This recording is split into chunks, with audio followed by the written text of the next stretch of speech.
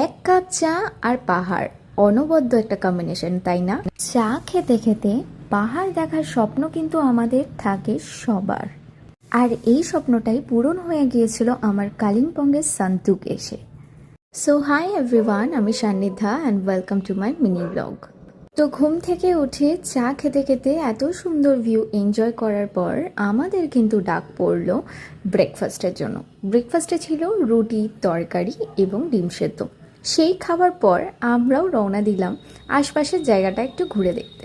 সামনেই চোখে পড়লো একটা খুব সুন্দর সান্দুক চার্চ, এবং চার্চটা ঘুরে বেশ মজা পেলাম। তার সাথে লোকালও কিছু গ্রাম সাইট সিন করছিলাম। তারপর সেই করার পর আমরা আবার চলে এলাম রুমে।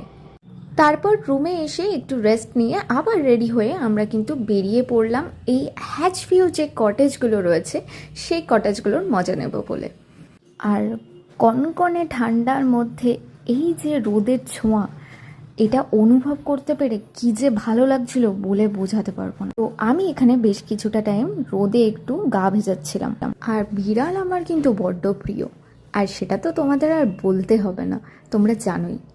আর তা করতে করতেই আকাশটা একটু ক্লিয়ার হয়ে গেল সামনের, তাই সেই ভিউটা দেখার জন্য আমরা ছিলাম ভীষণই এক্সাইটেড। আর এখান থেকে না দূরের পাহাড়গুলোর খুব সুন্দর ভিউ পাওয়া যাচ্ছিল।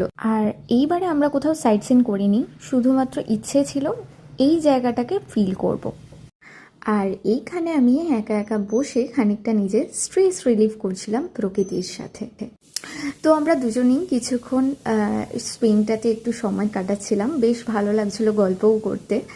এই করতে করতে প্রায় দুপুর হয়ে গিয়েছিল। চলে এসছে লাঞ্চ, ভাত, একটা লোকাল ডাল, তরকারি, আর এদিকে ডিমের কষা, আর সাথে ছিল পাঁপড়, আলু ভাজা।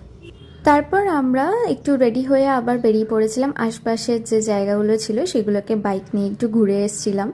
সেটার ক্লিপ অবশ্য নেওয়া হয়নি। যাই হোক, দেখতে দেখতে সন্ধে নেমে এলো, আর আমরা সন্ধেবেলা রুমের মধ্যেই একটু অ্যানিভার্সারি সেলিব্রেট করছিলাম, যেহেতু বলেছিলাম অ্যানিভার্সারি পারপাসেই এসছি।